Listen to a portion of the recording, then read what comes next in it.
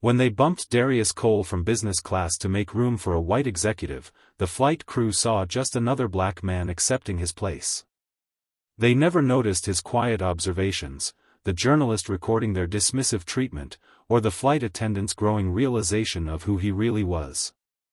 Their mundane act of discrimination was about to collide with the calculated plan of a tech billionaire, whose ethical AI could prove what statistics had long suggested: bias wasn't an anomaly, it was the system.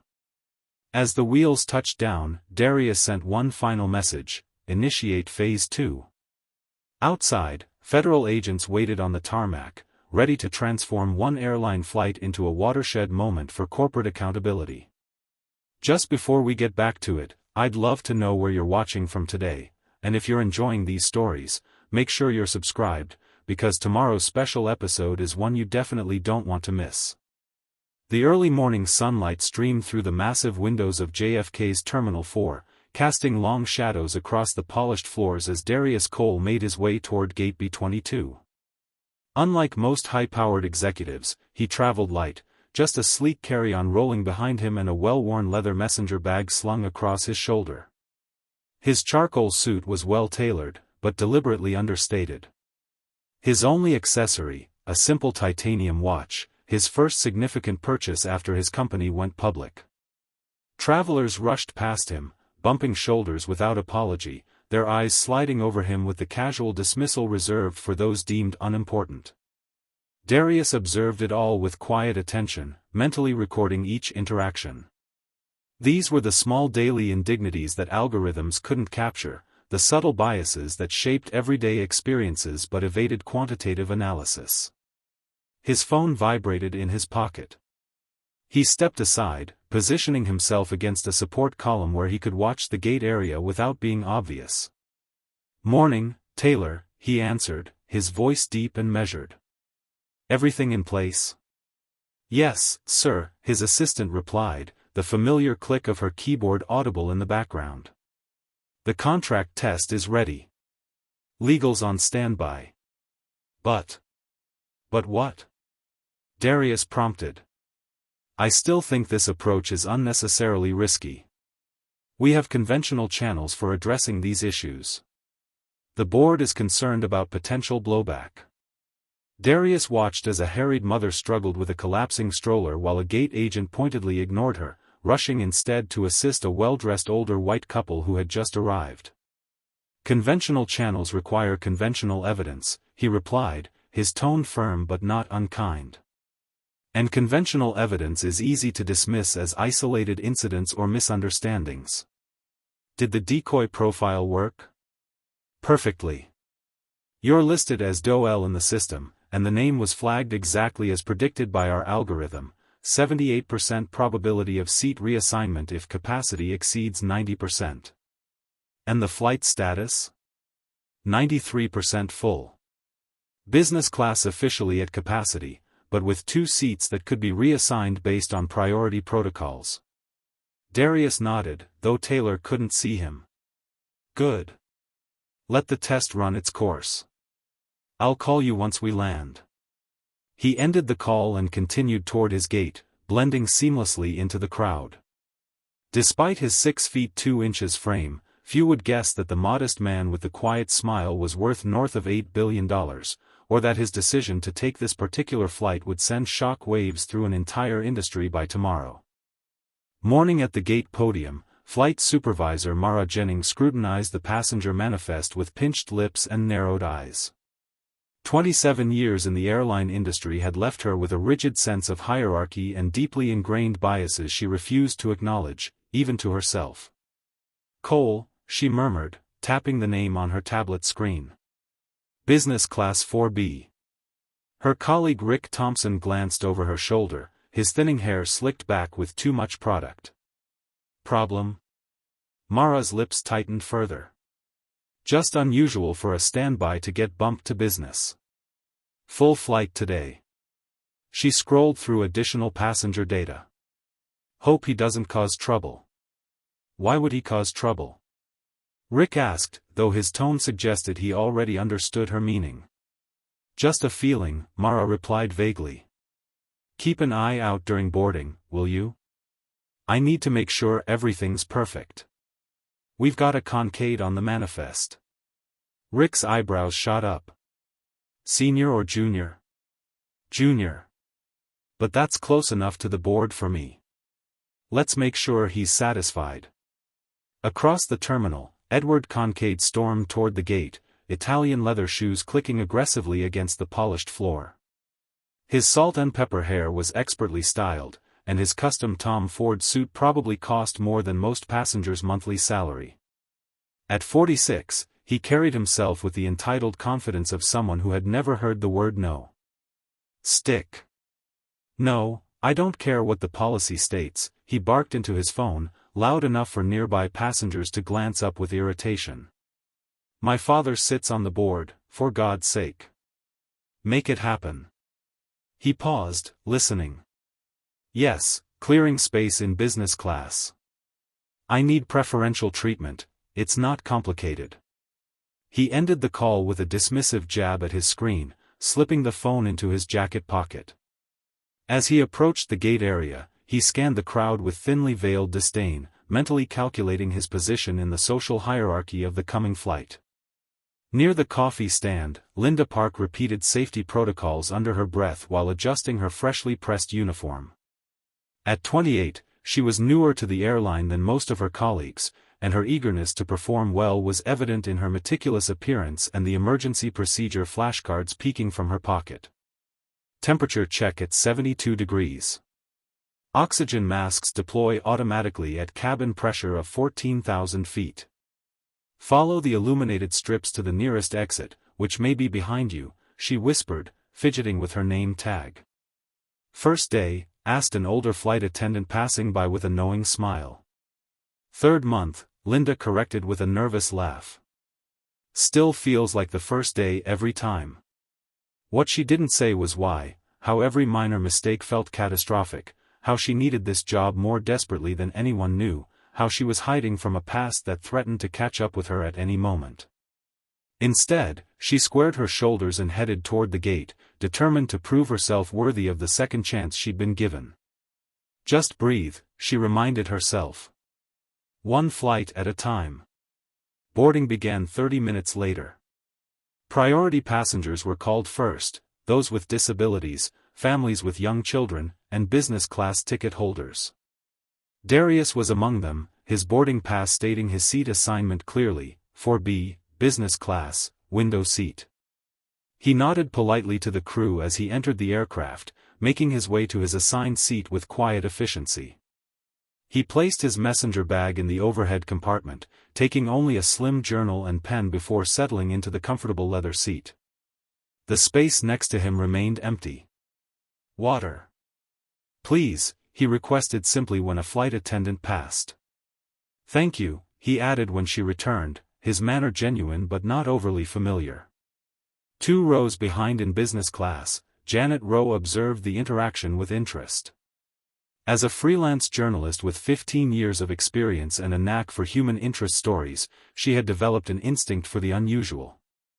There was something about the man in 4B, a dignity in his posture, a watchfulness in his eyes, that suggested more than a typical business traveler. She also noticed how other passengers glanced at him with subtle suspicion, a fleeting evaluation that spoke volumes about ingrained prejudices. A white businessman in business class was unremarkable, a black man in the same space prompted immediate, if unconscious, assessment. Janet opened her notebook app, typing quickly, class versus race dynamics in transit spaces. Passenger reactions to diversity in premium cabins. She wasn't sure there was a story yet, but 20 years of journalism had taught her to trust her instincts. Boarding continued smoothly until Edward Concade arrived, 15 minutes after his assigned group had been called. He strode down the jetway like he owned it, phone still glued to his ear. Has to be business class, he was saying loudly as he reached the aircraft door. No, I won't. He paused, scanning the cabin. I'll call you back. Mara Jennings approached immediately, her professional mask transforming into genuine deference. Mr. Concade, welcome aboard. Is there something I can help you with today? Edward handed her his boarding pass, economy class, row 14, with barely concealed contempt. This won't do. I need to be in business class. Of course, sir, Mara nodded, glancing at her tablet. Let me see what I can do. Her eyes darted around the cabin, landing on Darius. A solution presented itself immediately in her mind. She walked over to where he sat reading, her professional smile thinning perceptibly. Sir, she began, her tone clipped, I'm afraid there's been a booking error with your seat assignment. We need to relocate you to economy class. Darius looked up from his book, his expression neutral. A booking error? I booked this seat 3 months ago and checked in yesterday. Yes, well, Mara continued, lowering her voice, but not her condescension, sometimes these things happen in our system. We're overbooked in business today, and we need to make adjustments. We don't want any problems, sir. The implied threat hung in the air between them. Darius held her gaze for a long moment, his face revealing nothing of his thoughts. Finally, he closed his book and nodded once. I see. Without further protest, he gathered his belongings and followed Mara to a middle seat in row 27, squeezed between a mother with a fussy infant and a man whose size required him to use a seatbelt extender. The discomfort was immediate and obvious. Sorry for the inconvenience, Mara said insincerely, already turning away. Enjoy your flight. Janet Rowe watched the entire exchange, her fingers flying across her phone screen. Passenger mysteriously demoted from business class. No explanation given. Profile, black male, professionally dressed, calm demeanor. Flight supervisor's body language suggests predetermined decision rather than system error. From her position near the galley, Linda Park also observed the scene, a flicker of discomfort crossing her face before she busied herself with preparation tasks. As the final passengers boarded and settled in, Darius sent a text message to his assistant. Postpone the Geneva release. Something bigger is unfolding. I need this flight to play out. He tucked his phone away, settling into the cramped middle seat with the patience of a man who had expected exactly this outcome and prepared for it. The airplane's engines hummed steadily as it reached cruising altitude. Darius closed his eyes, not to sleep, but to remember. His mind drifted back 25 years to a cramped room in a rundown group home in South Chicago. 16-year-old Darius sat on his thin mattress, a flashlight clenched between his teeth as he pored over a worn physics textbook. Outside, police sirens wailed, their sound so common in the neighborhood that none of the other boys even looked up from their cards or comics. Earlier that day, 2 officers had pushed him against a wall, searching him roughly for a stolen watch he knew nothing about. You fit the description, they'd said, though the only description that mattered was the color of his skin. The marks from their grip still showed on his wrists as he turned the pages of his book. Lights out means lights out, Cole, the night supervisor barked, slamming the door without waiting for a response. But Darius didn't turn off his flashlight. He kept reading, kept learning, kept planning his way out. They can take your seat, his grandmother had told him before she passed, but they can't take what's in your head. Remember that, boy, what's in your head is yours forever. 25 years later, with 3 patents and a multinational tech company to his name, those words still guided him. Patience wasn't just a virtue, it was a strategy, one that had served him well in boardrooms and venture capital meetings where he was often the only black face present. The memory faded as the flight attendant announced they were at cruising altitude. Darius opened his eyes, the lesson from his past informing his present tactics. He shifted uncomfortably in the tight space, his knees pressed against the seat in front of him. 3 rows ahead, in business class, Edward Kincaid was already on his second scotch, his voice carrying deliberately over the cabin noise. My father basically built this airline's international strategy, he boasted to his seatmate, a visibly uncomfortable woman who kept glancing at her book. That's why I never worry about seating arrangements, there's always room for the right people. Janet Rowe, seated across the aisle, kept her body angled away as if absorbed in her tablet, but her recorder app was capturing every word. As a journalist who specialized in corporate culture exposés, she recognized the gold mine of arrogance unfolding across from her. Frankly, Edward continued, lowering his voice just enough to seem conspiratorial, but not enough to prevent eavesdropping, I'm glad they're starting to be more selective about who gets seated up front. Certain types just don't understand the etiquette. It degrades the experience for everyone else. His companion made a noncommittal sound, clearly uncomfortable but unwilling to challenge someone of Edward's obvious social status. This tacit acceptance only emboldened him further. Take that fellow they moved to economy, clearly out of his depth. Probably used points or some diversity promotion to get the seat in the first place.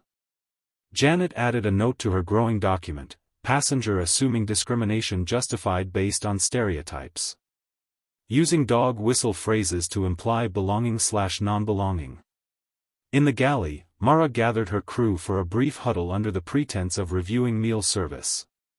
Good call on the seating adjustment, she told them, her voice hushed but unmistakably. Eugene Cade Sr. would have had my job if Junior didn't get his upgrade. The family has connections all the way to the CEO. Rick Thompson chuckled, adjusting his tie. Did you see how quickly that guy moved? No argument, just straight to the back where he belongs. Smart man.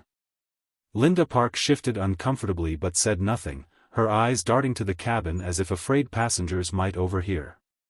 What's wrong, Park? Too PC for airline reality? Mara challenged, noticing her discomfort. No, Linda struggled to find words that wouldn't jeopardize her position. I think we should stick to procedures. The passenger had a confirmed business class reservation. Procedures are for normal days, Mara dismissed with a wave of her hand. Today we keep the VIPs happy. That's protocol 1 in this industry. If you want to advance. Her eyes narrowed slightly. You do want to advance, don't you, Park? The implied threat wasn't lost on Linda. With her brother's legal fees piling up and her mother's medical bills barely covered by insurance, she couldn't afford to lose this job. She nodded reluctantly. Good, Mara checked her watch. Let's get the drink service started. During the beverage service, Linda paused at Darius's row. I'm sorry about your seat, sir, she said quietly while handing him a tomato juice. We don't usually, it's not standard procedure to.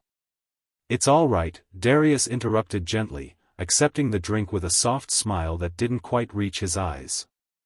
Thank you. Their eyes met briefly, and Linda felt a strange sense that he was seeing more than just a flight attendant, as if he could somehow read the conflict written in her hesitation. She moved on quickly but felt his gaze follow her as she continued down the aisle, as if he was cataloging her for reasons she couldn't understand. In his cramped middle seat, Darius pulled out the flight manifest he'd requested from Taylor before boarding. His company's AI analytics had flagged this airline for pattern discrepancies in seating allocation and customer service response times, a sterile technical term for what was looking more and more like systematic discrimination. The numbers showed it. And now he was experiencing it firsthand. The infant next to him began to cry, its mother looking exhausted and apologetic. Darius smiled reassuringly at her. It's okay, he said, offering the baby his watch to examine. We were all new to flying once. The mother's relief was palpable. Thank you for understanding. The flight attendant already gave me such a look when we boarded. Did she? Darius asked casually, making a mental note.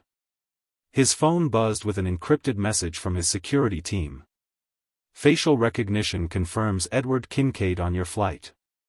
Son of Kincaid Holdings CEO. They're the ones who tried to undercut our bid last quarter. Darius raised an eyebrow. This was an unexpected connection. The tech company trying to steal his patents was represented by the very man who had stolen his seat. The universe had a strange sense of irony. Up in business class, Edward excused himself to make a call from the small open area near the lavatories. It's me, he said in a hushed tone, checking to ensure no one was within earshot. The patent transfer documents are ready for signing tomorrow. Once Cole's signature is on them, we own the air, literally. Their surveillance system will redirect all data through our servers. He listened for a moment, then laughed. Don't worry about Cole. He's an idealist who thinks tech should serve humanity instead of shareholders. Men like that don't last in this industry.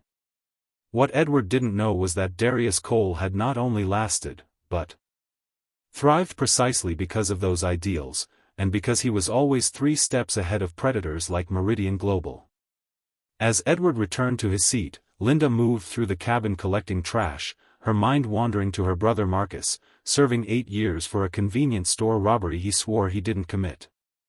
The evidence against him had been based on a privately developed surveillance system that flagged him as 96% likely to be the perpetrator based on movement patterns and facial recognition metrics, no human review, no context consideration, just code dictating a man's fate. What Linda couldn't know, was that Darius Cole had spent the last 3 years developing an ethical AI framework specifically designed to prevent such miscarriages of justice. The very technology Edward's firm was trying to steal and corrupt was created to protect people like her brother. Midway through the flight, Darius stood to stretch his legs.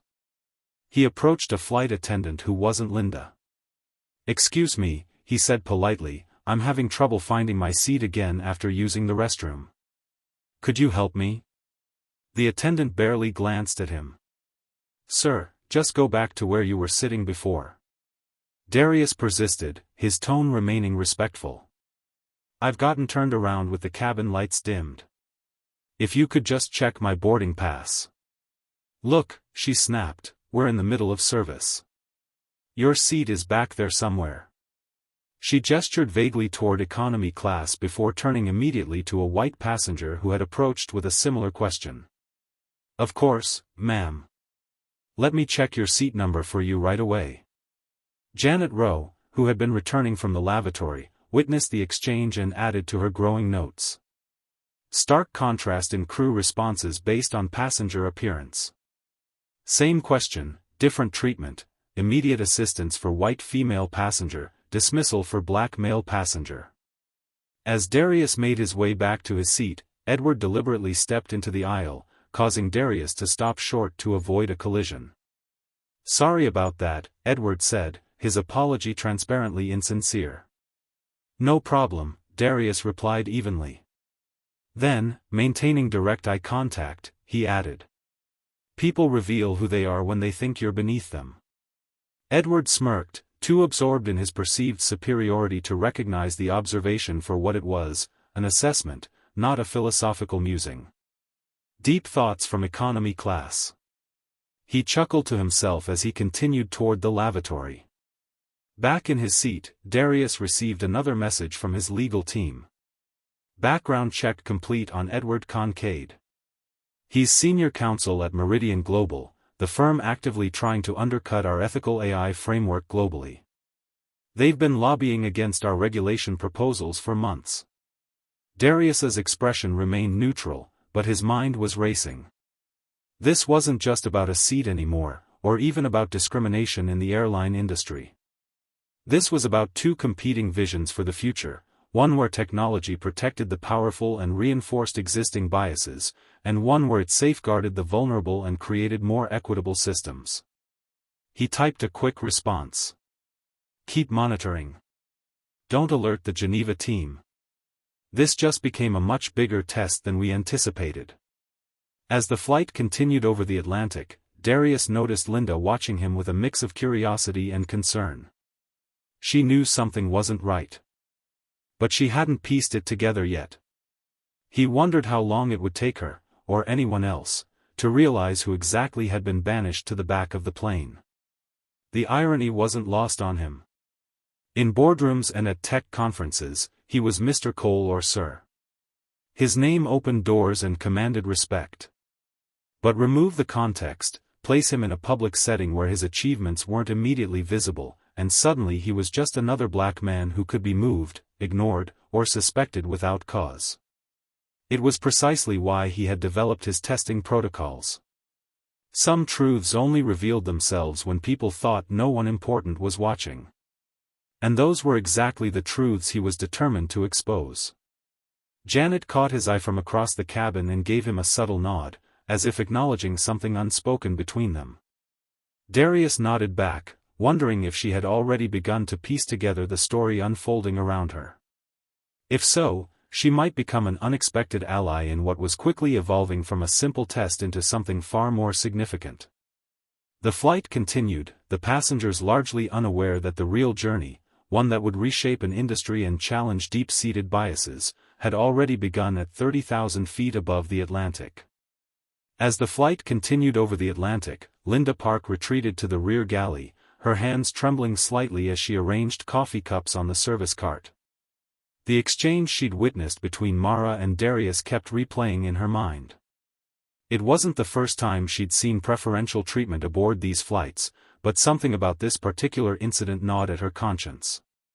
Pulling out her personal phone, strictly against company policy during service, she opened the camera app and positioned it on the counter, angling it toward the cabin while pretending to check her makeup. The screen captured Mara leaning close to Edward Kincaid, their expressions conspiratorial as they spoke. "Our premium passengers deserve special attention," Mara was saying, loud enough for Linda's phone to pick up. "I always ensure certain passengers are relocated when necessary. He looks like trouble anyway, best to keep an eye on those types." Linda felt sick, but kept recording. 6 months ago she might have ignored it, might have convinced herself it was just airline policy or passenger management. But after what happened to Marcus, she could no longer pretend the world worked fairly. Systems were biased. People were biased. And those biases destroyed lives. Across the aisle, Janet Rowe had noticed Linda's subtle recording. Their eyes met briefly, an unspoken understanding passing between them. Janet gave an almost imperceptible nod before returning to her own documentation. Meanwhile, Darius had made himself useful in economy class. An elderly white woman struggled to retrieve her bag from the overhead compartment while Mara walked past, deliberately ignoring her quiet requests for assistance. "Let me help you with that," Darius offered, rising from his cramped middle seat. "Oh, thank you, young man," the woman replied with genuine gratitude. "My arthritis makes reaching so difficult." As Darius carefully brought down her bag, Janet snapped several photos with her phone, making sure to capture Mara's retreating figure in the background. She added them to a growing thread she'd started on a private server, captioning it. While crew ignored elderly passengers' requests for assistance, relocated passengers stepped in to help. Business class. The post was anonymous for now, but Janet had already decided this story warranted more than just a brief mention in her weekly column. The layers of privilege, discrimination, and corporate culture unfolding before her demanded a proper investigative piece. 2 hours into the flight, Edward Kincaid made his way down the aisle, stopping deliberately when he reached Darius's row. His confidence was that of a predator who believed his prey was unaware. "Excuse me," he said with practiced smoothness. "I couldn't help noticing you earlier. You seem intelligent, the way you handled that situation up front. Very gracious." Darius looked up, his expression revealing nothing of his thoughts. "Thank you. I represent a technology investment firm," Edward continued, leaning against the seat in front. "We're always looking for smart people. Perhaps you'd be interested in a partnership of sorts, something entry-level to start, of course." "I'm always open to opportunities," Darius replied, a hint of amusement in his eyes that Edward completely misinterpreted as eagerness. Encouraged, Edward lowered his voice.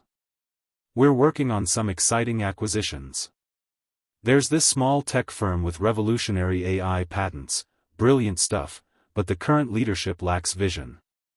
Too many ethics concerns slowing down progress." He tapped his fingers on the seat. "We're planning to absorb them by next quarter." "And what happens to their technology?" Darius asked innocently. Edward smiled, the expression never reaching his eyes. "We optimize it, remove the unnecessary safeguards. Data is power, and frankly, all these privacy concerns and bias protections just limit potential profits. He handed Darius a business card. Stop by our offices if you're interested. We could use someone who knows how to adapt to changing circumstances. As Edward walked away, Darius examined the card, Meridian Global, the very company attempting to undermine his life's work. The very people who created the flawed surveillance system that had imprisoned Linda's brother and countless others like him. The irony was almost poetic. Several rows ahead, Janet had finished interviewing a fellow black passenger, recording their conversation discreetly on her phone. "This isn't my first rodeo," the man told her quietly. "Last month, same airline, same story. I had reserved premium economy, got bumped to regular without explanation. White couple behind me in line upgraded to premium. You stop being surprised after a while." Janet nodded, adding another piece to her growing exposé. "Have you ever filed a complaint?" The man laughed without humor. "What's the point? They say it's a system error or operational necessity. Nothing changes." In the forward galley, Mara cornered Linda while reviewing service items. "You're being too soft with them," she hissed, "especially that one we moved back. I saw you apologizing earlier." "I was just providing standard service," Linda defended weakly. "There's standard and then there's excessive," Mara retorted. "Remember, we have protocols for a reason. Stick to them or I'll have to report this breach to management." Linda nodded, averting her eyes, but her resolution was hardening with every passing minute. As she moved through the cabin helping a crying child find his dropped toy, she realized she could no longer be complicit in a system that judged people based on appearance rather than character. 3 hours into the flight, Darius retreated to the rear of the aircraft, ostensibly to use the lavatory. Once inside, he made a call using an encrypted satellite connection built into his watch. "Taylor. Initiate Observation Protocol 12, he instructed quietly. "Route all incoming data through secure server beta, not the main office." He paused, then added, "Tell legal to prepare for a major disclosure. This goes deeper than we thought." "What exactly are we dealing with, sir?" Taylor's voice came through clearly despite the airplane's background noise. "Meridian Global has a representative on this flight," he replied. "He's personally involved in the discrimination incident and has explicitly confirmed their intent to weaponize our technology against vulnerable populations." "That's convenient timing," Taylor observed. Darius smiled grimly. "Not convenience. Strategy." The conversation revealed what few knew. Darius had deliberately booked this flight using a profile designed to trigger the airline's biased algorithms. He had ensured Edward would be on the same route. He had baited the airline to show its true colors. What he hadn't anticipated was how perfectly the trap would work, how cleanly the evidence would present itself, how thoroughly the airline staff would demonstrate the very behaviors his AI had predicted based on historical data patterns. As Darius returned to his seat, the memory of his first major ethical decision as CEO flooded back. 3 years earlier, his team had developed an advanced facial recognition system that major police departments were eager to implement. The contracts would have been worth billions. But testing revealed alarming bias rates against darker-skinned individuals, precisely the problem that had sent Linda's brother to prison. Instead of fixing the symptoms, Darius scrapped the entire project and redirected his company toward creating systems that could identify and eliminate bias. It had cost him significant market share initially, but his principled stance eventually became Caltech's greatest selling point in a world increasingly concerned about algorithmic justice. Meanwhile, Linda had discovered something unexpected. While retrieving a tablet left unlocked by a distracted crew member, she noticed the full passenger manifest on screen. Her eyes widened as she read the name associated with seat 27B, the middle seat in economy to which Mara had relocated the passenger. "Darius Cole," she whispered in shock. As in Caltech founder Darius Cole, the tablet confirmed it. The man they had bumped from business class was one of the wealthiest tech entrepreneurs in the country, a billionaire whose ethical AI frameworks were revolutionizing everything from healthcare to criminal justice. And she knew exactly why his name mattered. 3 months ago, she had written to his company about her brother's case. Their legal team had responded, requesting additional information for their algorithmic injustice project. She'd provided Marcus's case details, hoping against hope that something might come of it. Now, the very man who might hold the key to her brother's freedom was being treated like a second-class citizen on her flight, and she had been complicit. With trembling determination, Linda made her way down the aisle, stopping beside Darius's seat.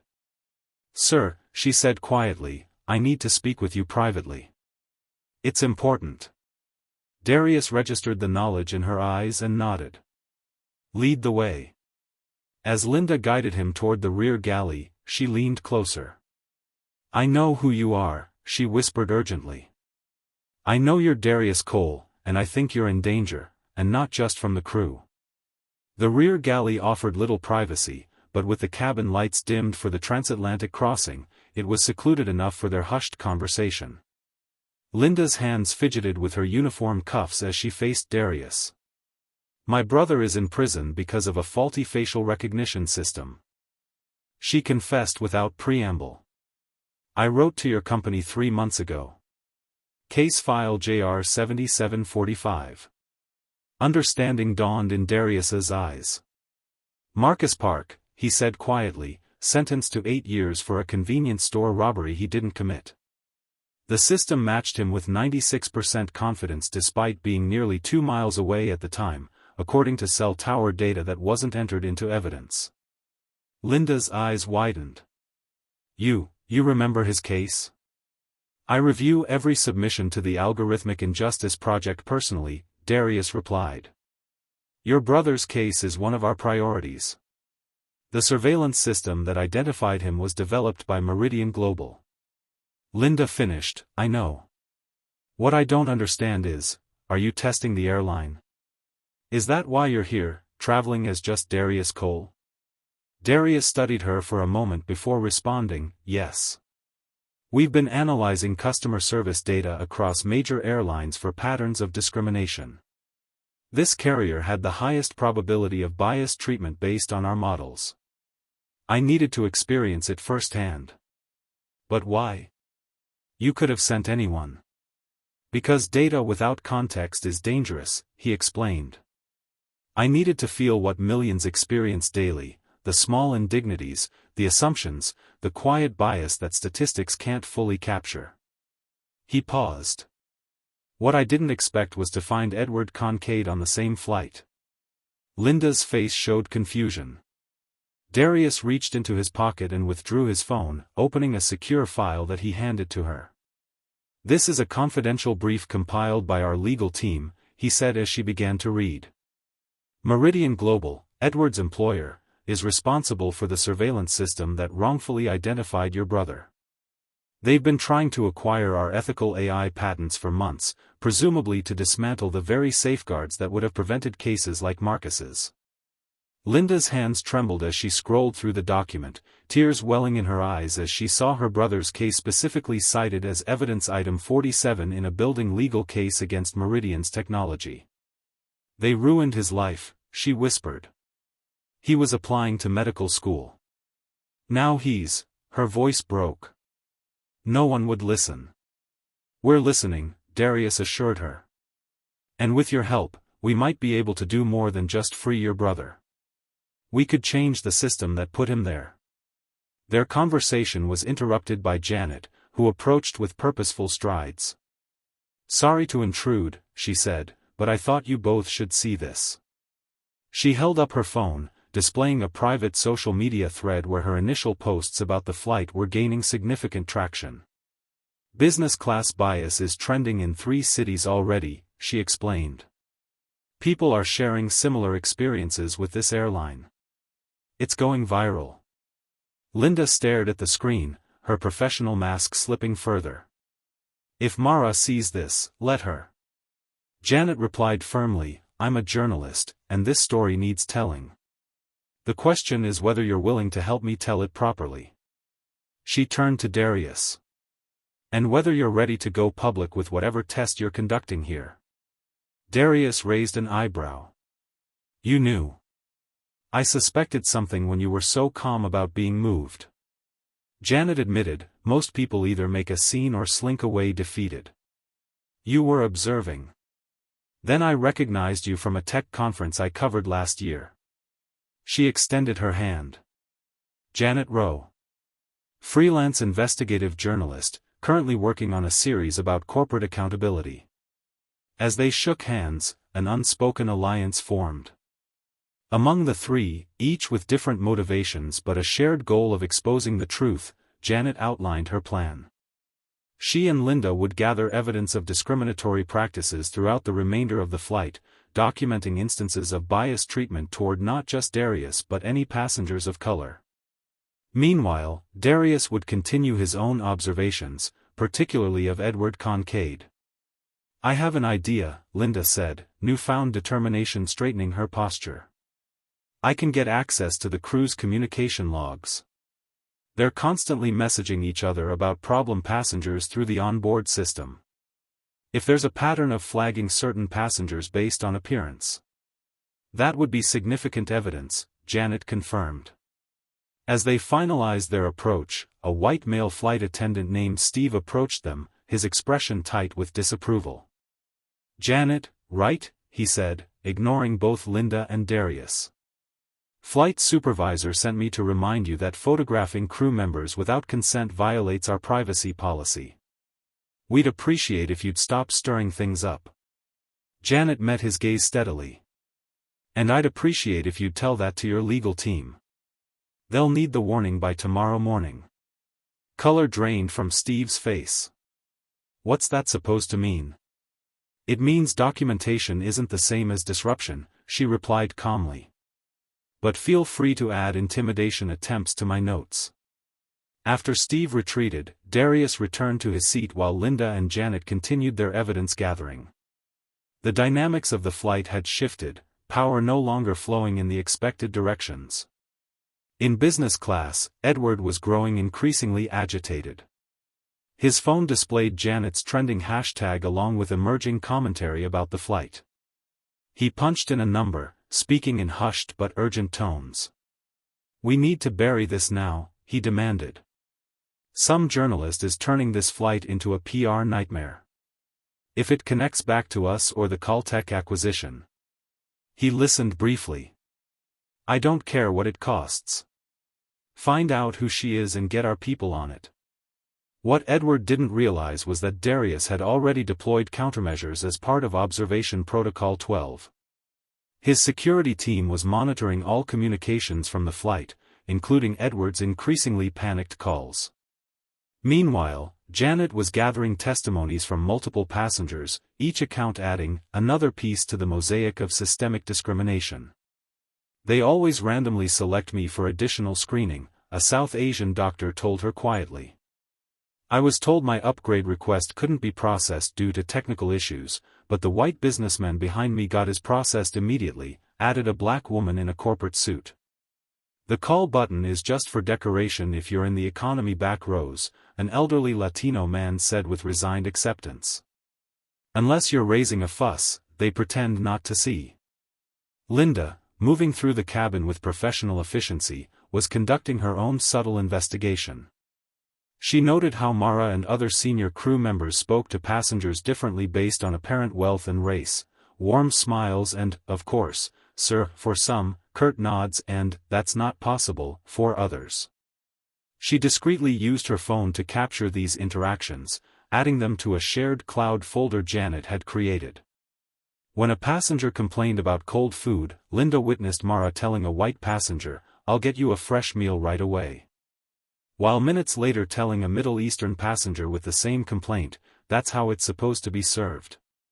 Each incident alone might seem minor, explainable. Together, they formed an undeniable pattern. 4 hours into the flight, Darius activated the final stage of his plan. Using the secure satellite connection in his watch, he contacted his legal team once more. Initiate Observation Protocol 12, Data Collation, he instructed. Cross-reference with historical customer satisfaction metrics sorted by passenger demographics. Prepare for full disclosure upon landing. Understood, came the response. The team was assembled at the arrival gate as requested. FAA representatives had been briefed that this was a potential Title VI situation. Darius ended the call just as the captain's voice came over the intercom, announcing they would begin their descent in approximately 1 hour. The timing was perfect. In a moment of quiet calculation, Darius reviewed what his test had revealed so far, not just individual bias but systematic discrimination baked into company culture, not just poor customer service but deliberate mistreatment based on perceived status and race, not just corporate negligence but active complicity from management levels. And then there was Edward Kincaid, the unexpected variable who had transformed a simple ethics test into something far more significant. His presence connected the dots between biased airline practices and the larger technology ecosystem that reinforced discrimination through supposedly neutral algorithms. It was all coming together more perfectly than Darius could have planned. As Linda continued her rounds, the captain requested her presence in the cockpit. Her heart raced as she made her way forward, wondering if they had somehow discovered her documentation efforts. "You wanted to see me, Captain?" she asked, maintaining a professional demeanor despite her anxiety. Captain William Reynolds, a 30-year veteran with the airline, looked up from his instruments. "Park right.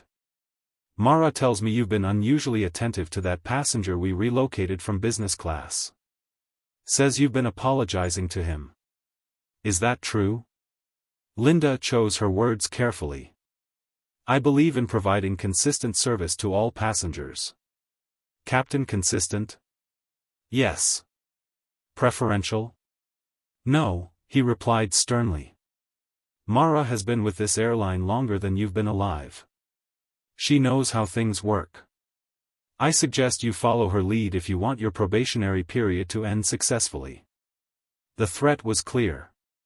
Linda nodded and returned to the cabin, her resolve only strengthening. 6 months ago, such a warning would have terrified her into compliance. Now it merely confirmed the pervasiveness of the problem. Back in his seat, Darius noticed Edward making another call, his expression increasingly desperate. Though he couldn't hear the conversation, the body language told him everything he needed to know. Edward was scrambling, trying to contain a situation rapidly spinning beyond his control. Janet approached Darius, sliding into the temporarily vacant aisle seat beside him. "Your tech assistant is impressive," she said quietly. "She just sent me a compilation of every discrimination complaint filed against this airline in the past 5 years. Patterns unmistakable, statistically significant bias against passengers of color, particularly in upgrade and downgrade decisions." "How did you?" Darius began. "I reached out through your company website, mentioned I was on your flight." She connected the dots. Janet smiled. "Smart woman." "The smartest," Darius agreed. "Taylor has been with me since the beginning." Their conversation was interrupted when the captain's voice came over the intercom once more, this time with a different announcement. "Ladies and gentlemen, we've been advised of some congestion at our destination. We'll be circling for approximately 30 minutes before beginning our final approach. Please remain seated with your seat belts fastened." What the passengers didn't know was that the congestion was partly of Darius's creation. His team had coordinated with airport authorities to ensure the flight would land at precisely the right time, when journalists, company representatives, and federal transportation officials would all be in position. Taking advantage of the delay, Linda brought Darius a fresh beverage, using the interaction as cover to whisper, "The captain warned me to stop giving you preferential treatment. They're watching us now." Darius nodded almost imperceptibly. "Perfect. Let them watch. It's all part of the record." As the plane finally began its descent, Linda returned to the main cabin where Mara was instructing the crew on landing procedures. Her eyes narrowed when she saw Linda. "Remember, we're all representatives of this airline," Mara said pointedly. Any action that undermines our policies or procedures reflects poorly on all of us. Linda met her gaze without flinching. I understand completely, she replied, the double meaning clear only to her.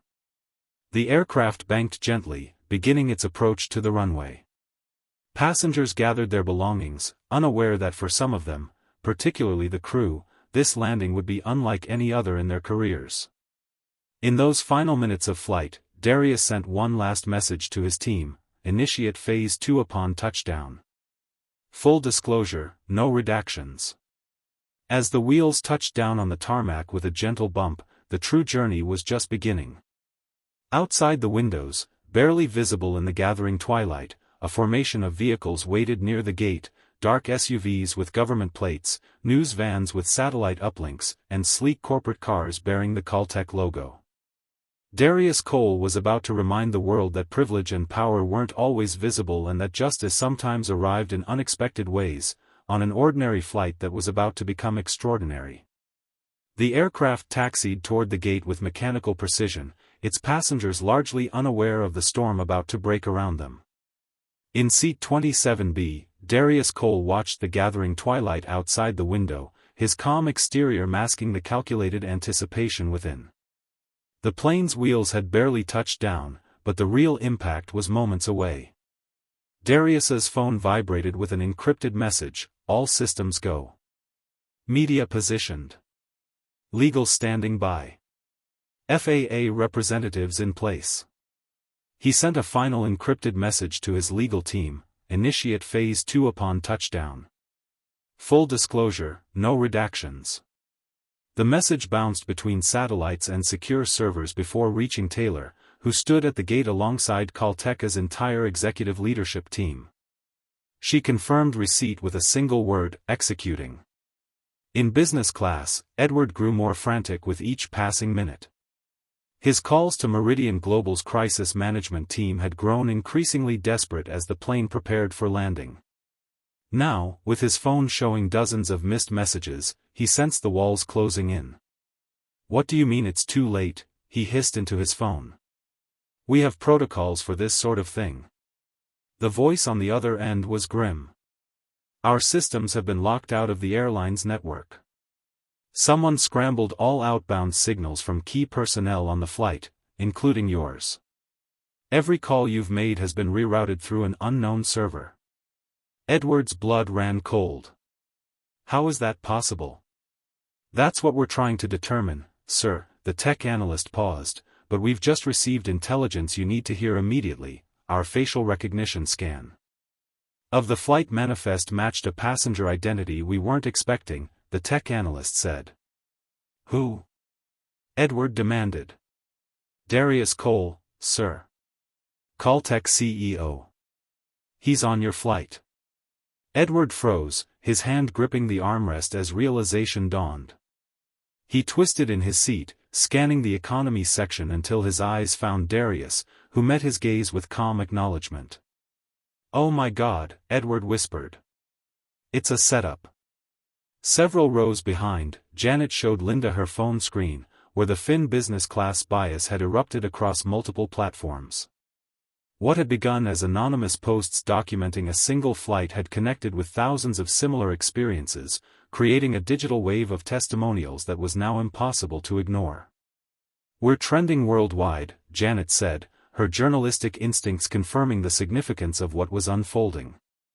Over 20,000 comments in the last hour alone. People are demanding the airline respond.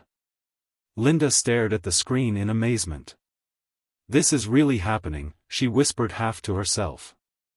The magnitude of the moment settled over her, how a single flight, a single decision to stand up against injustice, might actually change something.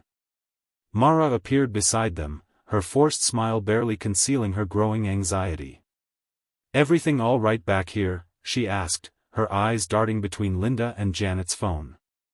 Just checking the latest news, Janet replied smoothly. Seems like your airline is making headlines today. A flicker of alarm crossed Mara's face. She leaned closer to Linda, lowering her voice to a threatening whisper. Whatever happens when we land, remember it was all standard protocol. Nothing personal. Just policy. We were following procedures. The self-preservation in Mara's tone was unmistakable. She was already preparing her defense, already distancing herself from whatever consequences might await. Linda merely nodded, allowing Mara to interpret her silence however she wished. As the aircraft approached the gate, a memory surfaced in Darius's mind, a boardroom in Geneva 6 months earlier, where he had first conceptualized this very moment. "We can file complaints until we're blue in the face," he had told his executive team. "We can donate to advocacy groups and fund studies, but until we force a public reckoning, nothing will fundamentally change." His chief legal officer had looked skeptical. "And your solution is to get discriminated against on purpose?" "My solution is to create incontrovertible evidence," Darius had corrected. "Not for revenge. For restructuring the system from the ground up. When they demonstrate their bias against a random black passenger, not knowing it's me, we'll have what we need." Now, as the plane prepared to dock at the gate, that strategy was reaching its culmination. The captain's voice crackled over the intercom. "Ladies and gentlemen, welcome to our destination. Local time is 6:45 p.m. Please remain seated with your seatbelts fastened until the aircraft has come to a complete stop and the fastened seatbelt sign has been turned off." What he didn't announce, what he couldn't have known, was that this routine landing was about to become anything but routine. The moment the jetway connected with the aircraft, the cabin door opened to reveal not the usual ground crew, but a group of official-looking individuals in suits, flanked by airport security personnel. "What's going on?" the captain demanded as he emerged from the cockpit. A stern-faced woman with a federal ID badge stepped forward. "FAA oversight investigation. This aircraft and all crew members are to remain on board until further notice." Behind her stood representatives from the Equal Employment Opportunity Commission, Caltecha's corporate counsel, and Darius's private security detail. "This is highly irregular," the captain protested. "My crew has another flight in 3 hours. "Not anymore." "They don't," the FAA representative replied. "We have reason to believe federal transportation anti-discrimination regulations have been violated on this flight. All crew members will be temporarily suspended pending investigation." Mara pushed forward, indignation overriding her earlier caution. "This is ridiculous. We followed all company protocols." "That said," a voice from behind her interrupted, "is precisely the problem." Darius Cole stood in the aisle, no longer just another passenger but fully embodying his role as one of the most influential tech entrepreneurs in the country. The transformation was subtle but unmistakable, a shift in posture, a certainty in his gaze that commanded attention. "Mr. Cole," the captain began uncertainly, "there seems to be some confusion." "There's no confusion, Captain," Darius interrupted smoothly. "What happened on this flight was documented extensively. Miss Jennings removed me from my assigned business class seat to accommodate Mr. Kincaid, citing a booking error that didn't exist. When I requested assistance during the flight, I was dismissed while white passengers received immediate help. These weren't isolated incidents but part of a pattern that our data analysis flagged months ago." He gestured toward Linda and Janet, who had joined him in the aisle. "Fortunately, we had witnesses willing to document the truth."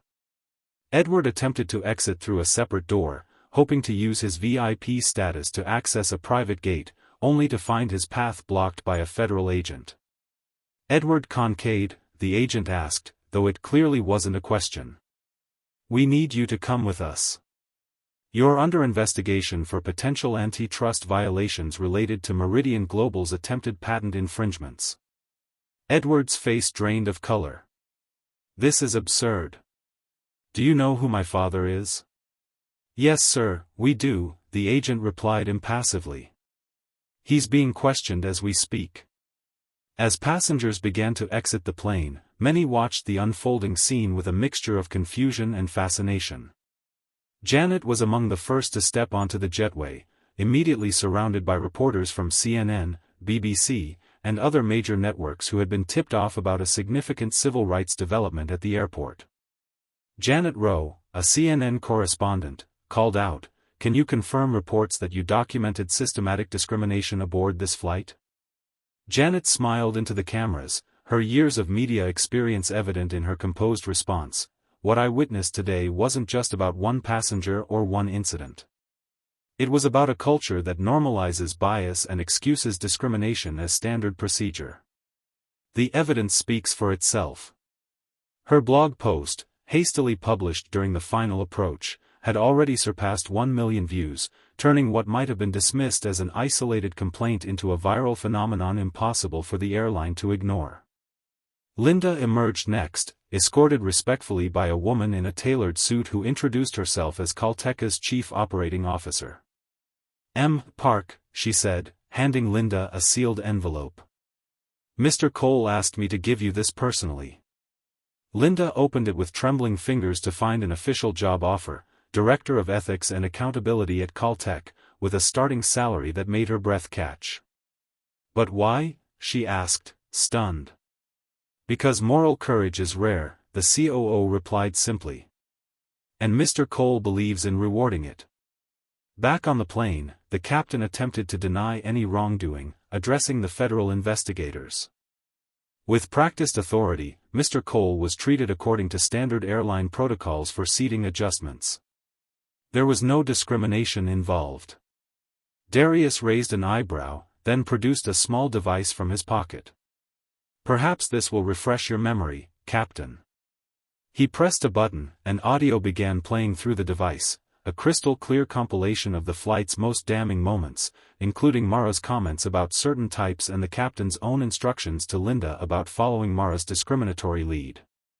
The recordings had been captured and processed in real time by Darius's team using advanced audio enhancement technology to extract conversations even from across the cabin. "This is illegal," Mara protested.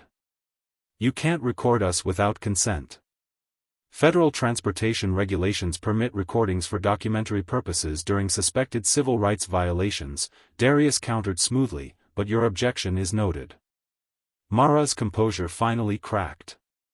"This is Edward's fault," she cried, pointing across the cabin. "He's the one who demanded special treatment. I was just trying to keep a VIP satisfied." Edward's face contorted with rage. "How dare you try to pin this on me? You said moving him was standard procedure, that you do it all the time." "Not helping your case," Darius observed mildly. Linda, who had returned to witness the exchange, stepped forward. "You've been doing this for years," she said to Mara, her voice steady despite her racing heart. "Targeting passengers based on assumptions, creating a hostile environment for anyone who questioned it. You told me my job depended on following your example." Mara's eyes narrowed. "You little traitor. You're the one who stirred the pot, recording conversations, undermining authority. You'll never work in this industry again." "Actually," Linda replied with newfound confidence, "I've just accepted a position elsewhere, one where ethics isn't considered a liability." As the confrontation continued, passengers filed past with a range of reactions. Most moved quickly, eager to distance themselves from the drama, but one black father paused beside Darius, emotion evident in his eyes. "My son is 10, he said quietly. "Last month, he asked me why people always look surprised when we board in first class. I didn't know how to explain bias to a child who still believes the world is fair." He extended his hand to Darius. "Thank you." Darius clasped the man's hand firmly. "It's not fixed yet," he cautioned, "but it's exposed, that's the first step." Outside in the terminal, the airline's CEO was desperately trying to reach Darius by phone, hoping to contain the situation before it spiraled further out of control. When Darius finally took his call, the CEO's voice was strained with forced cordiality. "Mr. Cole, surely we can handle this matter internally. These incidents, while regrettable, don't reflect our company's values." "On the contrary," Darius replied. "They reflect your company's actual values perfectly. The difference between stated principles and operational reality is precisely what we're addressing today. What exactly do you want? The CEO demanded, abandoning pretense. I don't want anything, Darius answered truthfully. This isn't a negotiation for personal gain. Your culture was exposed. Now the world decides what happens next. As federal investigators continued interviewing crew members, Darius stepped into the bustling terminal where a hastily arranged press area had been established. Cameras flashed as he approached At the microphone, the world's attention suddenly focused on what had begun as a simple flight. What we witnessed today wasn't an anomaly, he began, his voice measured but resonant. It was the visible manifestation of invisible systems, assumptions, biases, and procedures that separate us into categories of worth based on appearance rather than character. He paused, surveying the gathered crowd of journalists and curious onlookers. This is just the beginning, he continued. His words carried live to millions of viewers worldwide. Watch what happens tomorrow, because in exposing one company's bias, we've created a blueprint for addressing systemic discrimination across industries. The technology exists to identify these patterns. The question is whether we have the courage to confront them. As he stepped away from the microphones, declining further questions, Darius knew the real work was just beginning. The evidence had been gathered, the exposure achieved. Now came the harder part, transforming momentary outrage into lasting change. Dawn broke over the city skyline, painting the glass towers in hues of gold and amber. In a corner office, 52 stories above the streets, Darius Cole stood at the window watching the world awaken while his phone buzzed incessantly with notifications. It had been 12 hours since the flight landed, and the fallout was spreading faster than even he had anticipated. The airline stock had plummeted 17% in pre-market trading. Business class bias had generated over 12 million engagements across platforms. 3 major corporate clients had already suspended their contracts with the airline, citing alignment of values concerns. But numbers and metrics told only part of the story. The true impact lay in the conversations now happening in boardrooms, classrooms, and living rooms across the country, conversations about privilege, accountability, and the subtle discrimination that shaped daily experiences for millions. Darius turned from the window as Taylor entered, tablet in hand. "They're ready for you, sir." He nodded, straightening his tie. "How many arrived?" "All of them," Taylor replied with a hint of satisfaction. "Even the ones who initially declined." The elevator carried them to the building's conference level, where Caltecha's largest meeting room had been arranged to accommodate the day's unusual gathering.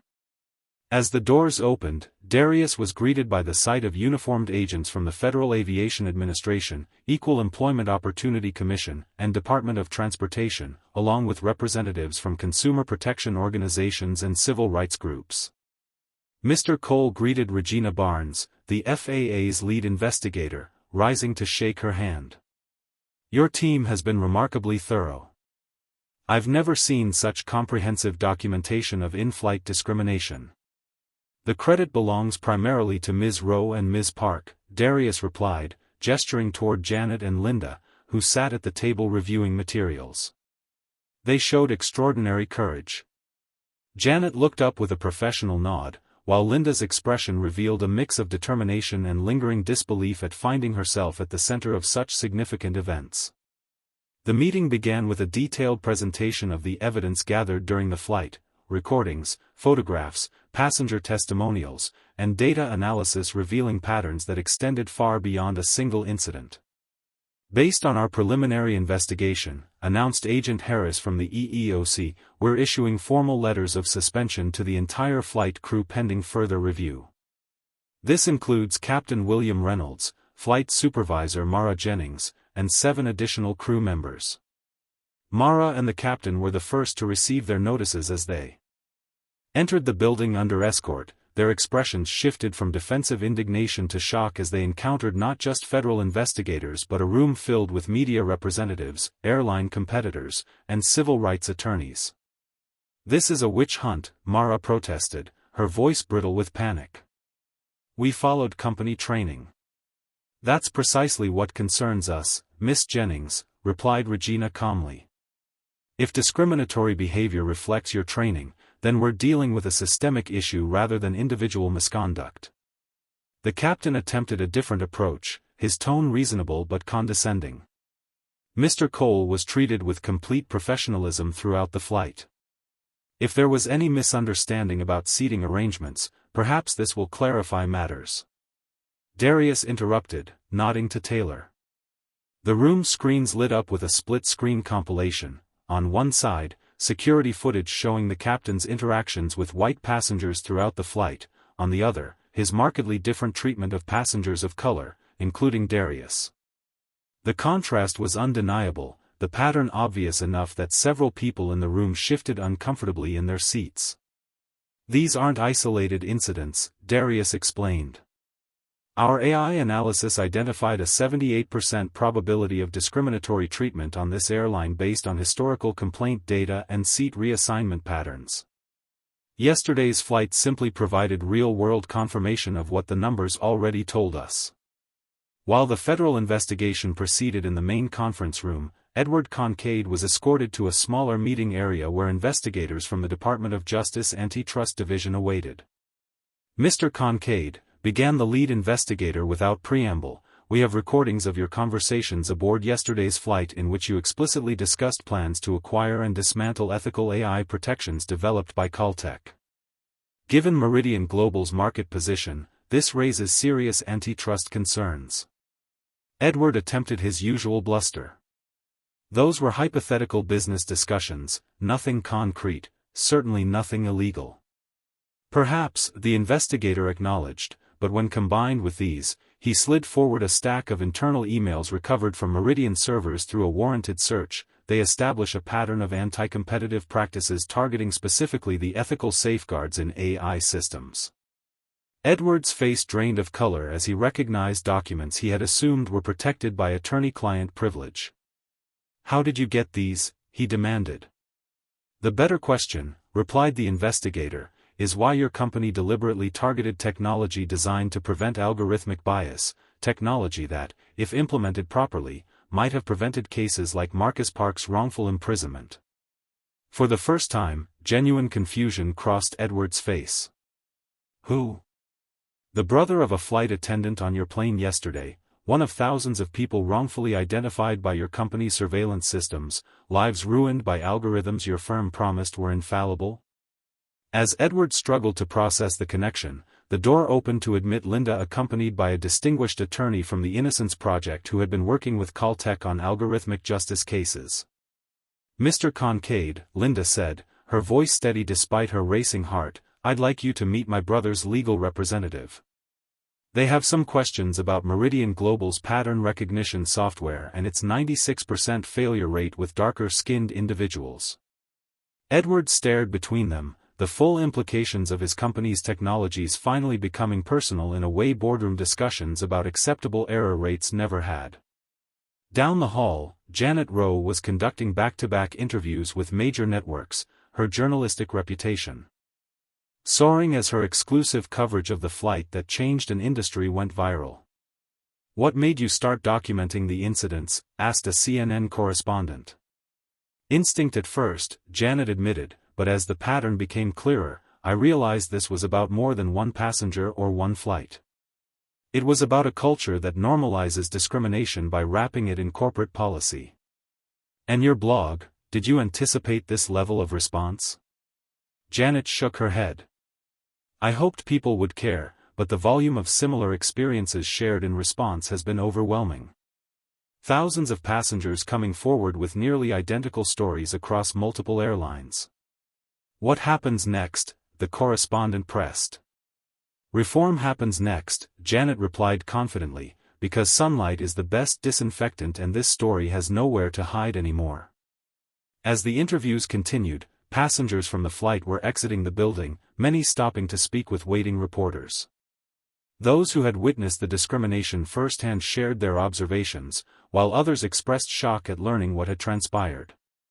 Just rose away from them.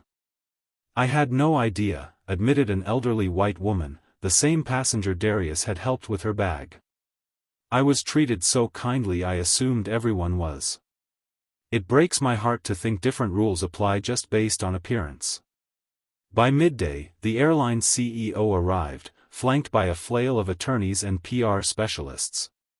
His face was grave as he approached the conference room, having clearly received instructions to offer whatever concessions might contain the expanding crisis. "Mr. Cole," he began, forcing humility into his tone, "I want to personally apologize for your experience. This doesn't reflect our company's values and we're prepared to." "You know why I chose your airline for this test," Darius interrupted, his voice calm but unyielding. "Because 6 months ago your board offered me a seat. During my due diligence I uncovered internal reports showing systematic discrimination in upgrade and downgrade decisions, reports your executive team buried rather than addressed." The CEO blanched. "I wasn't aware." "You were copied on the email suppressing those findings," Darius corrected. "Your values aren't the issue here. Your actions are." The airline's response came swiftly, driven more by market pressures than moral awakening.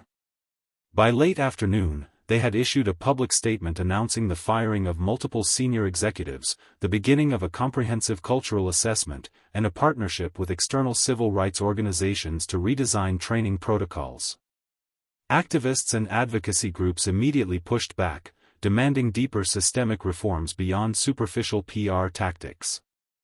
Social media campaigns called for independent oversight, transparent reporting of demographic data in upgrade decisions, and concrete consequences for discriminatory behavior. In a quiet moment between meetings, Linda approached Darius with a question that had been troubling her since the flight. "All of this, the test, the evidence gathering, the coordination with federal agencies, you planned it meticulously, but there's one thing I don't understand. Why put yourself through the humiliation? You could have sent anyone to document the discrimination." Darius considered her question, taking a moment to organize his thoughts. "When I was 16, he finally replied, I built a simple algorithm to predict whether I'd be stopped by security guards while shopping at different stores. It was crude, based on time of day, neighborhood demographics. What I was wearing, but it was shockingly accurate." He paused, the memory still vivid after all these years. "That algorithm was my first lesson in how bias becomes systemic, how it transforms from individual prejudice into institutional practice. But the numbers alone didn't move people to action, the experience did." Linda nodded slowly, understanding dawning. "You needed to feel it yourself, and I needed others to witness it," Darius confirmed. "Data without narrative rarely changes hearts, and hearts, not just policies, need to change for real progress." As evening approached, Darius gathered his team for a final assessment of the day's developments. The airline stock had slightly recovered following their public statement, but the industry-wide conversation was just beginning. 3 competing carriers had already announced reviews of their own seating policies, clearly hoping to avoid becoming the next target. "We've created ripples," Darius acknowledged, "but lasting change requires sustained pressure. Tomorrow we release the comprehensive report, not just on this airline but on bias metrics across the entire industry." Janet, who had joined the meeting as a media partner, nodded her agreement. "I'm already receiving messages from employees at other airlines ready to share their experiences. This could be the beginning of a transportation civil rights movement." Linda, still processing her sudden career change from flight attendant to ethics director, added her perspective. "The crew's reactions today were telling, they're more afraid of being labeled biased than of actually changing their behavior. True reform will require deeper transformation." As the meeting concluded, Darius remained at the conference table, reviewing the day's events with the measured assessment of a chess player evaluating a complex position. The exposure phase had succeeded beyond expectations. Now came the harder work of translating outrage into reform, headlines into policy changes, and momentary attention into sustained accountability. His phone buzzed with a message from Taylor, press conference scheduled for 9 a.m. tomorrow, title, Bias at 30,000 feet, Systems We Trust in the People They Harm. Darius approved the title with a nod. Tomorrow would bring new challenges, but the groundwork had been laid, not just for addressing this particular injustice but for creating a blueprint that could be applied across industries where invisible bias shaped visible outcomes. As he finally left the building that evening, Darius paused in the quiet lobby, his gaze falling on a framed image on the wall, his boarding pass from the fateful flight mounted alongside the company's ethics statement. It served as a reminder that principles without practice were merely words, and that true change required courage to confront uncomfortable truths. With renewed determination, Darius stepped into the night, already planning the next phase of a journey that had begun in a middle seat in economy class but would ultimately transform much more than just an airline seating policy. 3 weeks after the flight that sparked a national conversation, Darius Cole stood at the floor-to-ceiling windows of his Manhattan office watching an electrical storm roll across the skyline. Lightning illuminated the gathering clouds in brief, brilliant flashes, a fitting metaphor for the upheaval transforming the corporate landscape below. On the television mounted to his wall, a financial news anchor discussed the latest developments. The airline industry continues to grapple with fallout from what industry insiders now call the Caltech incident. Markets opened sharply lower this morning as Caltech CEO Darius Cole prepared to launch a global press release exposing not just the airline incident but what his team described as a pattern of racial and class bias across multiple corporations tied to Edward Quincade's network. Darius checked his watch. In exactly 17 minutes, the press release would go live simultaneously, delivered to major news outlets, regulatory agencies, and corporate boards across 4 continents. The document represented months of meticulous data gathering compressed into 3 weeks of round-the-clock analysis by his best team members. "Are we set?" he asked without turning from the window. Taylor stood nearby, tablet in hand. "All systems ready. Linda's final additions have been incorporated. Janet's exclusive is scheduled to drop 5 minutes after our release, and the legal team is standing by for the inevitable responses." Taylor allowed herself a small smile. "They expect cease and desist letters within the hour." Darius nodded, finally turning from the storm to face the storm of his own making. "Then let's change the world before lunch." At exactly 10 a.m. Eastern Time, the Caltech press release hit the digital sphere with the force of a tactical strike. Titled Patterns of Privilege: How Data Reveals Systemic Bias in American Business, the 78-page document laid bare the algorithmic evidence of discrimination across airlines, banks, insurance companies, and hiring platforms, all connected through Meridian Global's technology infrastructure. The release wasn't just about the airline incident. It was a comprehensive exposé revealing how Edward Quincade's company had deliberately built bias into supposedly neutral technologies, creating invisible barriers that preserved privilege while maintaining plausible deniability. Within minutes, the document was trending across platforms. Within hours, congressional representatives were calling for hearings. By noon, the collective market capitalization of the implicated companies had dropped by nearly $40 billion. As predicted, legal threats poured in, but they found themselves hamstrung by the meticulous sourcing of every claim. Caltech's legal team had spent weeks verifying each data point, ensuring the document was not just damning but legally unassailable. Across town, in a prison visiting room, Linda Park sat across from her brother Marcus, separated by plexiglass but connected by a shared sense of cautious hope. She slid a folder through the narrow opening. "It's happening, Marcus," she said, her voice steady with newfound confidence. "Caltech's legal team submitted your case for expedited review yesterday. The judge has agreed to examine the evidence of algorithmic bias." Marcus' hands trembled slightly as he opened the folder. Inside was a formal letter from the State Attorney General's office acknowledging receipt of new exculpatory evidence, specifically documentation showing that the facial recognition system that had identified him had a 96% failure rate with men of his complexion when viewed from the angle captured in the surveillance footage. "Is this real?" he asked, voice barely above a whisper. "After 3 years, just like that?" "Not just like that," Linda corrected gently. "This took thousands of hours of analysis by Caltech engineers. They've proven that the algorithm that identified you was fundamentally flawed, and that Meridian Global knew about the flaw but concealed it to protect their contracts. Studied his sister, noting the changes in her demeanor, the straightened posture, the direct gaze, the absence of the nervous gestures that had characterized her prison visits since his conviction. "You're different," he observed. Linda smiled. "I found my voice on that flight, and now I'm using it to help others find theirs."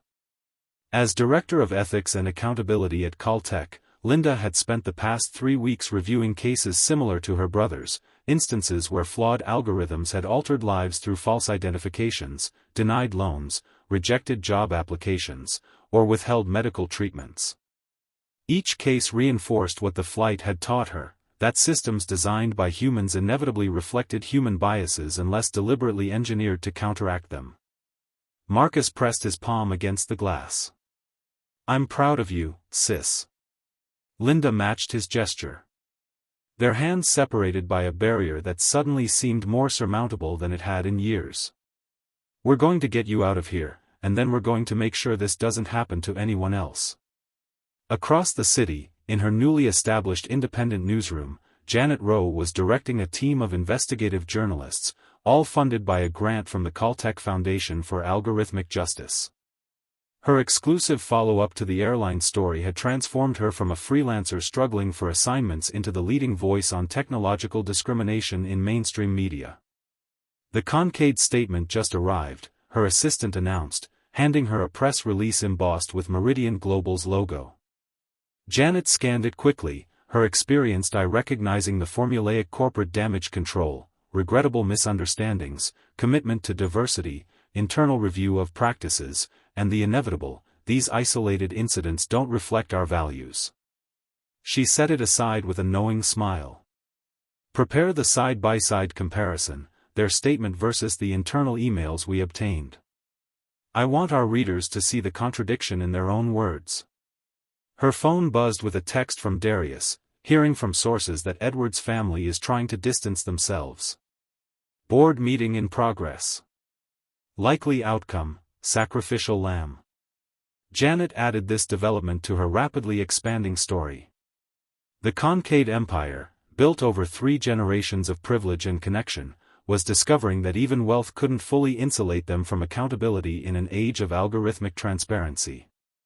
Meanwhile, in a private hospital room across town, Edward Quincade was recovering from what his publicist had described as exhaustion but what hospital records classified as an anxiety-induced cardiac event.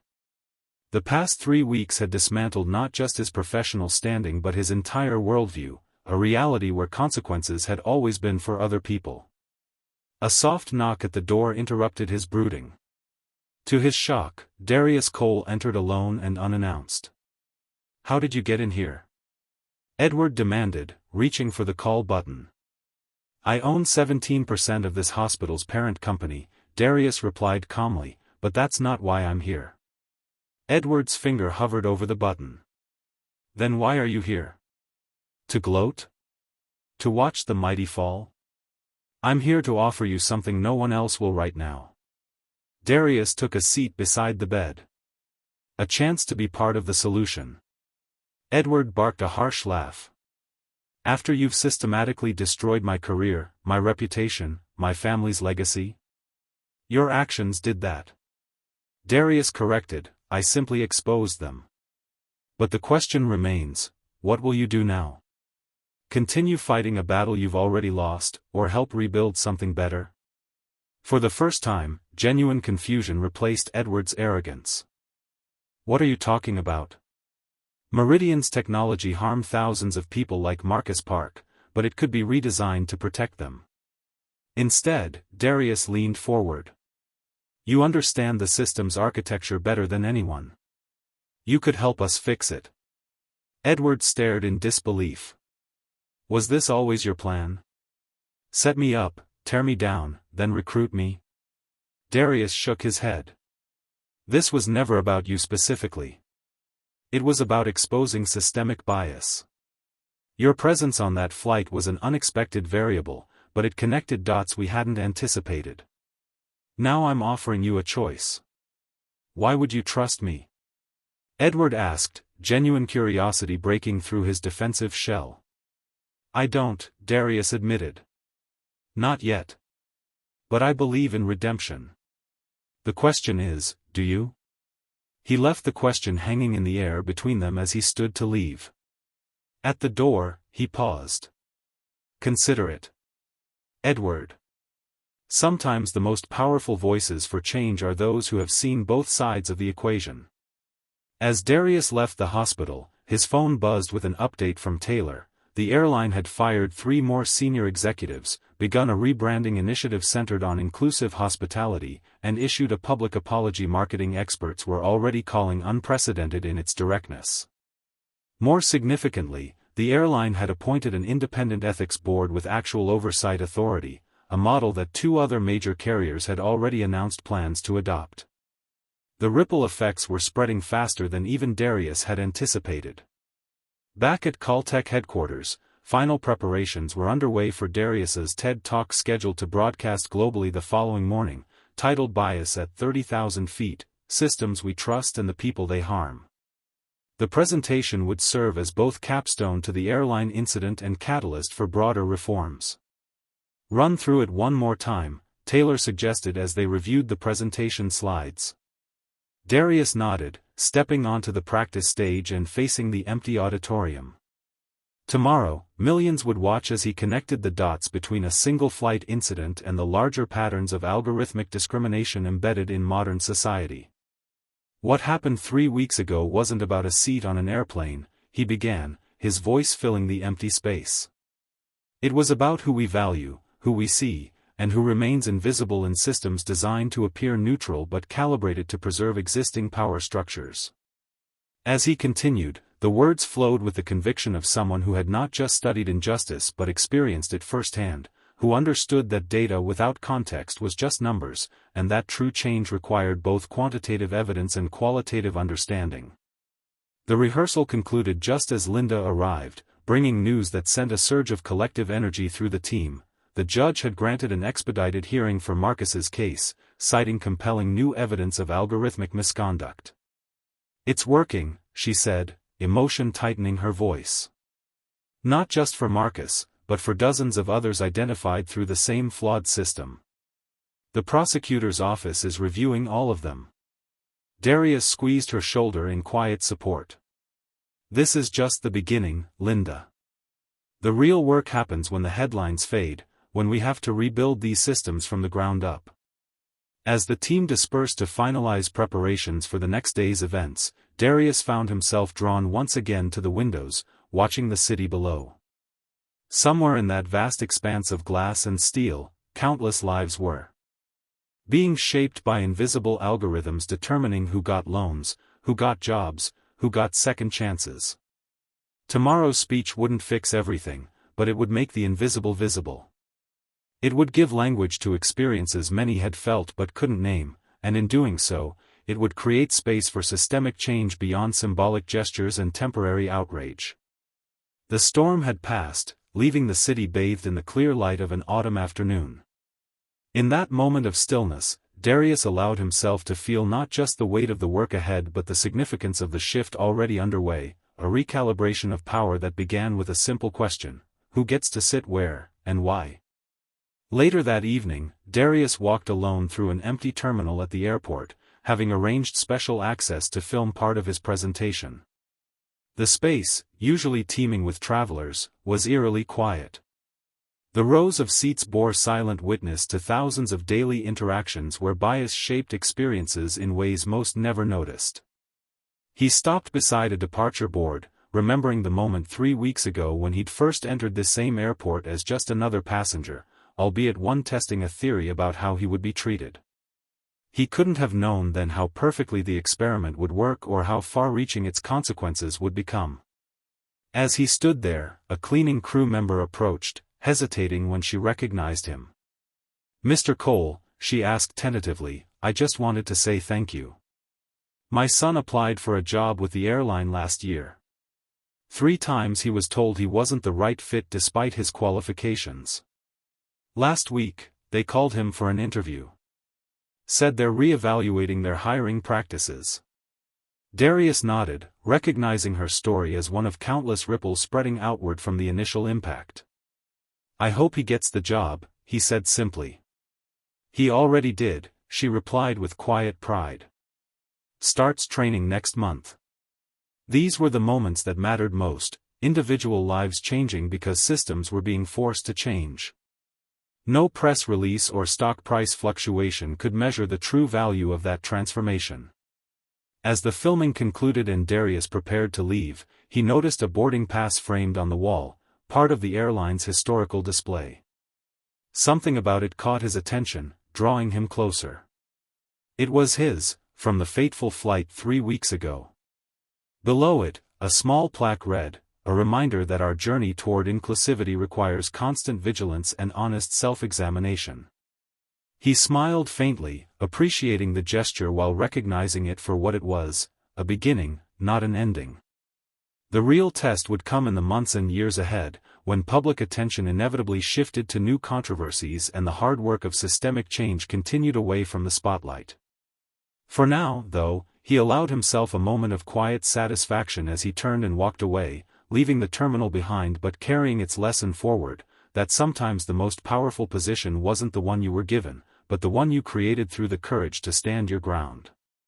6 months later, the grand ballroom of the Smithsonian National Air and Space Museum glowed with soft ambient light as leaders from across the transportation industry gathered for the inaugural summit on inclusive mobility. What had begun as a single airline's crisis response had evolved into an industry-wide initiative for systemic reform. Darius Cole surveyed the room from a quiet corner, noting the diversity of the attendees, not just in appearance but in perspective and position. Airline executives mingled with civil rights attorneys, software engineers engaged with disability advocates, government regulators conversed with passenger experience designers. "Quite the gathering," Janet Rowe observed, joining him with 2 glasses of sparkling water. "Hard to believe this all started with one flight." Darius accepted the glass with a nod of thanks. The flight was just the catalyst. These issues have been simmering for decades. "True, but catalysts matter," Janet replied. "My series has documented over 3,000 testimonials from passengers who experienced similar discrimination. Before your flight, they were isolated voices. Now they're a movement." In the 6 months since the incident, Janet's independent media platform, Flight Check, had evolved from a single viral story into a respected watchdog organization monitoring corporate behavior across industries, with funding from the Caltech Foundation but complete editorial independence. Her team had become the go-to source for algorithmic accountability journalism. Across the room, Linda Park was engaged in animated conversation with the newly appointed chief ethics officer of the airline that had once employed her as a flight attendant. At 39, the former NASA systems engineer was the first black woman to hold an executive position in the company's history, one of many changes implemented under the consent decree negotiated after federal investigators found pervasive patterns of discriminatory practices. Linda caught Darius's eye and excused herself, making her way through the crowd to join him and Janet. "Marcus just called," she announced, her face aglow with joy. "The university reinstated his medical school acceptance. He starts in the fall." Darius smiled warmly. "That's wonderful news. How's he adjusting to freedom?" "Better each day," Linda replied.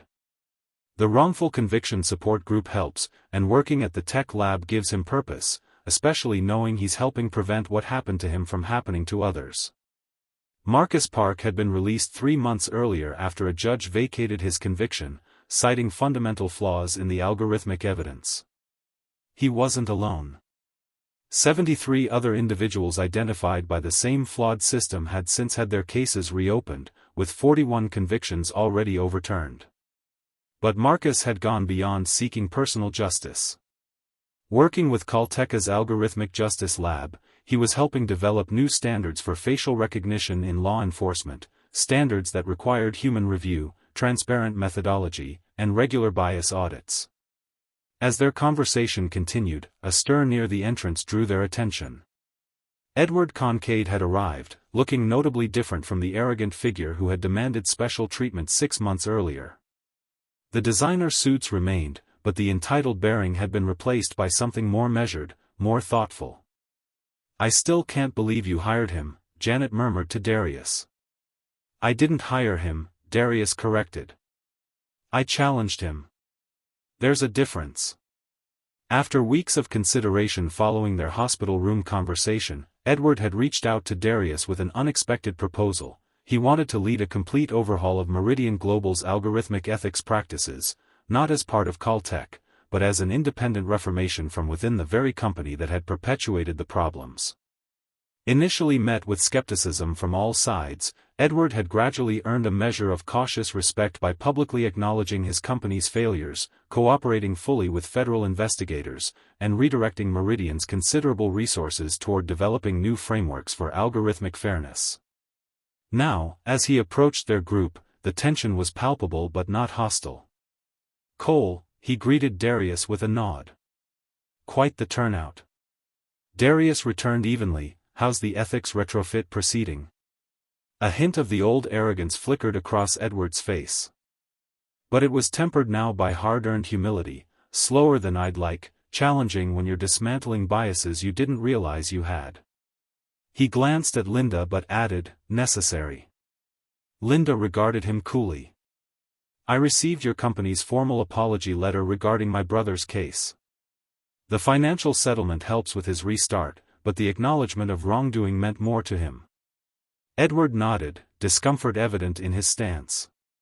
"Was this always your plan?" he asked Darius quietly, echoing his question from the hospital room months earlier. "To force this level of industry-wide change?" "The plan was to expose what needed exposing," Darius replied honestly. The response had exceeded even his expectations, and indeed it had.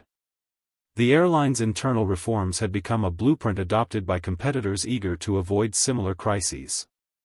New legislation requiring algorithmic impact assessments for consumer-facing technologies was advancing through Congress with bipartisan support.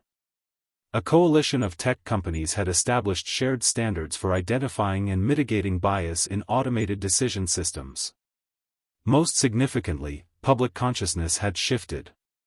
What once might have been dismissed as an isolated incident was now recognized as part of a pattern requiring systemic solutions. The language of algorithmic bias had entered mainstream discourse, empowering more people to recognize and challenge discrimination in its modern, often invisible forms. As the formal program began, the museum director welcomed attendees before introducing the evening's keynote speaker. Darius took his place at the podium, surveying the gathered faces, some formerly adversaries, now reluctant allies in a shared cause. 6 months ago, he began, a flight attendant told me to move from my assigned seat because, in her words, we don't want any problems. What she didn't realize was that the real problem wasn't a passenger in the wrong seat. It was a system that predetermined who belonged where based on appearance rather than humanity. He paused, letting the words settle over the audience. That flight became a microcosm of larger societal patterns, patterns we've spent the past 6 months acknowledging, analyzing, and beginning to address. But our work is just beginning. True inclusivity isn't achieved through a single corrective action or policy change. It requires constant vigilance, honest self-examination, and a willingness to redesign systems built on flawed foundations. As Darius continued his address, Linda found herself reflecting on the extraordinary journey from that fateful flight to this moment of industry transformation. She remembered her fear when confronting Mara, her uncertainty when approaching Darius, her disbelief when receiving the job offer that had changed her life's trajectory. Most of all, she remembered the moment she'd stood before a room full of airline executives and recounted her brother's story, how a flawed algorithm had stolen years of his life, and how the same biased systems shaped countless invisible decisions every day. The silence that had followed her testimony, the uncomfortable recognition in their eyes, had confirmed what Darius had told her from the beginning: data alone rarely changed hearts. Stories did. Now, as Director of Ethics and Accountability at Caltech, Linda led a team dedicated to identifying algorithmic bias across industries and developing frameworks to counteract it. Her perspective as both insider and outsider, someone who had witnessed discrimination from within corporate structures but also experienced its impacts personally, made her uniquely effective at bridging technical solutions with human understanding. After Darius concluded his remarks to enthusiastic applause, the formal portion of the evening gave way to networking and continued conversations. Amid the buzz, a young black boy approached Darius with a school notebook in hand. "Mr. Cole, I'm doing a project about you for my technology ethics class. Could I ask you a question?" Darius smiled, crouching slightly to meet the boy at eye level. "Of course. What would you like to know?" "Was it scary?" the boy asked earnestly, standing up to all those people on the plane. Darius considered the question with the seriousness it deserved. "It wasn't scary because I was prepared," he answered carefully. "But it was sad to confirm what our data had already shown us. That too often people are judged not by who they are but by who others assume them to be." "Is that why you made your company?" the boy pressed. "To fix those problems." "That's exactly why," Darius confirmed. "Because technology should serve humanity equally, not just those who already have advantages." As the boy thanked him and returned to his parents, Darius was struck by the simplicity of the exchange, how clearly this child understood what many adults struggle to acknowledge, that systems could be designed to perpetuate inequality or to promote justice, and that the choice between those outcomes was ultimately human, not algorithmic. Later that evening, as the event wound down, Darius found a moment of solitude on the museum's observation deck. The city stretched before him, a tapestry of lights representing millions of lives shaped by systems both visible and invisible. Somewhere in that landscape, a young black boy was boarding a plane with his family, confidently taking his assigned business class seat with the simple expectation of being treated with the same respect as any other passenger.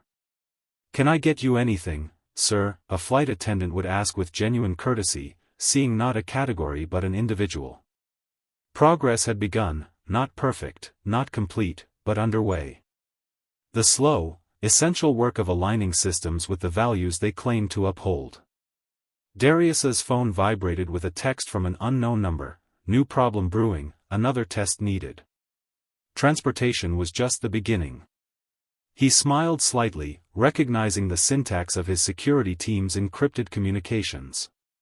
6 months of progress represented meaningful change, but countless other industries remained entrenched in the same patterns of algorithmic bias and systemic discrimination. His response was simple: book the ticket. The journey continued, not just his personal mission but the collective movement towards systems that recognized and respected the full humanity of everyone they touched. From airline seating algorithms to healthcare delivery models, from lending decisions to educational opportunities, the work of creating truly equitable systems would require ongoing vigilance and courage. As Darius left the museum, he passed a school group gathered around an exhibit on the evolution of air travel. A young girl was asking her teacher why early passenger manifests separated travelers by race and why certain people weren't allowed in first-class sections. "That was wrong," the teacher was explaining. "People fought to change those rules. And when systems are wrong, it's our responsibility to fix them." Darius smiled to himself as he continued toward the exit. The lesson had taken root, not just in policy changes and corporate reforms, but in the next generation's understanding of their own power to question and transform the systems they inherited. That, more than any corporate pledge or legal settlement, represented the true legacy of his journey, the recognition that dignity wasn't a privilege to be granted based on appearance or status but a right belonging equally to every passenger on humanity's shared flight.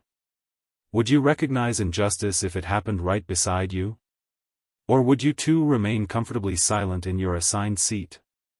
If this story moved you, hit like, subscribe, and share to help others see what often remains invisible at 30,000 feet, and everywhere.